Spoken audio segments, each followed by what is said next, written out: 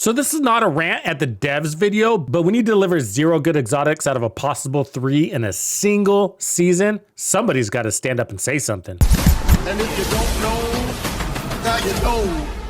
So along with every season, the devs roll out new gear that includes brand sets, gear sets, named weapons, named chest and backpack, new talents, and 3 to 4 exotics depending on the season. Now for this season, we got the Vindicator exotic rifle, we got the Mosquito exotic pistol, and then we got these gloves called the Rugged Gauntlets. And here we are at the back half of the season, and I'm surprised there hasn't been any major conversations around the fact that we got 0 good exotics in this single season. And we're at title update 20.2, so we got the initial release and then 2 more updates, and these exotics are basically at the same place they were upon release. And this has been vastly overlooked because we have all been distracted by the updates from Project Resolve. I know a lot of us are kind of merging the deliveries in season 3 with Project Resolve. Please note, those are 2 separate deliveries. They just happen to have landed in the same title update. But look at what we got this season. These 3 exotics that are barely being used. The Aegis gear set, which is not getting great marks across the community. The Whisperer, which is the named M16, that's as bad as it's always been. The named N700 Carbon, the Brutus with perfect behind you, which is nice, but it's not a game changer for that category. But the behind you talent itself is good. And then we got Palisades. The one piece of Palisades is actually a nice game changer for a lot of builds. So that's it though. So Palisades and the behind you talent is basically what we got delivered. It's actually bespoke or usable this season. Everything else is either too weak, not competitive enough for the type of content we spend the most time on, or is just way too niche for us to get practical use out of it. I know there's a lot of surprises in our near and distant future with the DLC coming as well as the Division 3, but let's just face it, the devs are not going to be delivering a new game mode every single season.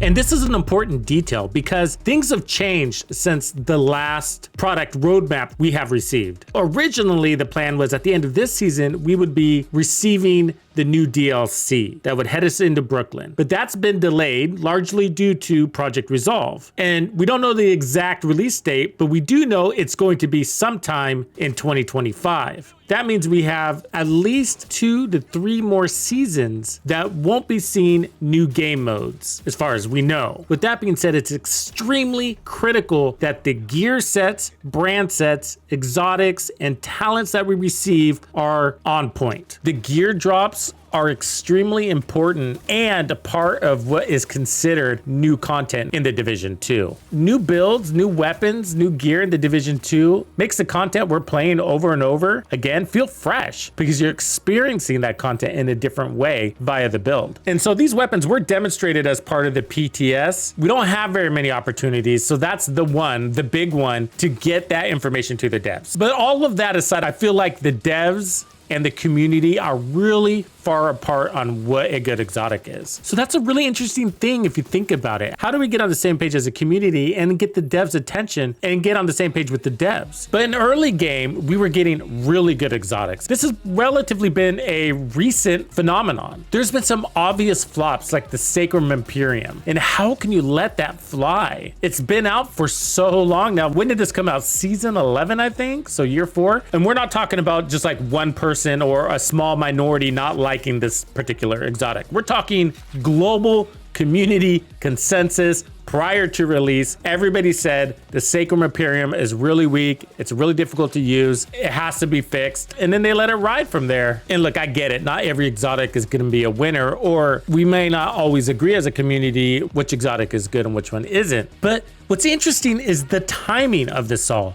because we just got Project Resolve, where the devs basically touched and rebalanced almost everything in the game. There was still a lot they didn't touch. But wouldn't this have been the perfect time to approach those exotics that are just basically not even being used? Exotics are arguably more important than a lot of the gear that they spent time rebalancing. And the gear rebalancing, I'd imagine, is much more complicated of a project because of all the possible outcomes and impacts that those changes can make. Where the exotics, to me at least, they do seem so much more isolated. But when it comes to what is important to the community, the exotics are way up there. I mean, just look at your Google searches. It's one of the most searched for items. Exotics are highly used and highly discussed in this game. And there's only 40 something total exotics. But to go after the obvious flops just seems like such an obvious thing to do. And I'm just baffled on how this didn't make it as part of Project Resolve. It makes me think that having crappy exotics is part of the content strategy. And I'm starting to go down conspiracy road here, so I don't want to get too deep into this, but the reason why I think this is because it's so easy to get gear now, including exotics. I mean, you basically just have to do a run or two in Countdown, get that currency you earn, and go open up a cache. It's that easy. So you can get one exotic every 40 minutes at least. So I'm thinking that they're filling up the exotic loophole with some crappy exotics too, so that it's still a grind for the sought after stuff. I don't have any evidence of this. I'm just bewildered on how some of these exotics are left untouched in the game. But let's focus on the Vindicator for a second, because this is a really good example of what I personally don't like to see as an exotic, not just for me, but for the entire community. So I just don't think that an exotic should just purely be based on damage. I think it needs to be way more than that. Something really unique. Basically, it highlights particular body parts, and when you hit that, you get 40% amplified damage. Okay, so all that aside, even if it was at this moment the strongest rifle in the game with the best DPS and had great uptime, it's already threatened to be passed up by something else, another rifle or DPS weapon that either now or in the near future ends up being stronger, putting out more DPS. And so that's what can happen to an exotic that is just based off of damage. So the Ouroboros is that way too. If you use your tactical vector or even the 45 caliber vector and put a decent damage talent on it, you'll notice that your performance is basically the same. I'm not saying Ouroboros isn't good. I think it is great. It's one of my favorite weapons. However, it is threatened now or in the near future or long term by another weapon that will potentially do better DPS, either in this category or another. It doesn't really matter. But with the player base always looking for the next shiniest or strongest or meta weapon, then weapons like the Vindicator and the Ouroboros can end up getting pushed back into the stash. So that's why, in my opinion, it's just not a good idea to have an exotic weapon just based off of damage. The Iron Lung is a really good example of a great exotic. It's simple to use and it does something special, and damage is part of it, but it's point and shoot, and then all of a sudden people catch on fire. I mean, that's pretty cool. The Pestilence spreads a plague. The Scorpio has status effects and debuffs. The Capacitor synergizes with skills. I mean, so those are really cool things. So I'd like to propose a solution, and I want to hear what you guys think about it.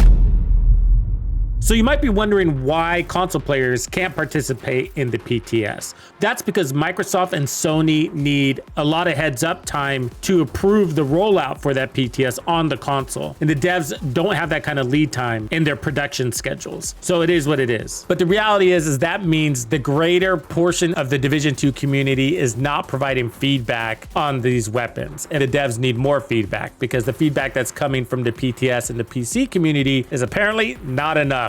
And so this is what I propose. I think that the devs need to set aside budget and develop a process to receive feedback on the exotics upon its initial release with the season and that title update, and plan to rework that exotic in the very next update. We've seen them turn the updates on these exotics around in as little as a few days to a week to 2 weeks. So we know they can do it. So I figure it's a priority thing when it comes to their resources. So this all boils down to one simple question. When it comes to basically fixing the exotics, if not now, then when? Thank you for hanging out with me today. My name is TuxedoBandido, and this was another episode of The Division 2. If you found this video helpful, subscribe, like, and turn on notifications to ensure you don't miss out on the fantastic experiences waiting for you in The Division 2. And if you like builds like this, check out the recommended build video I have here for you. If you have anything you want to see covered, be sure to let me know in the comments below. And thank you to all the channel members and donors who make everything possible. Tux Nation wouldn't be without you.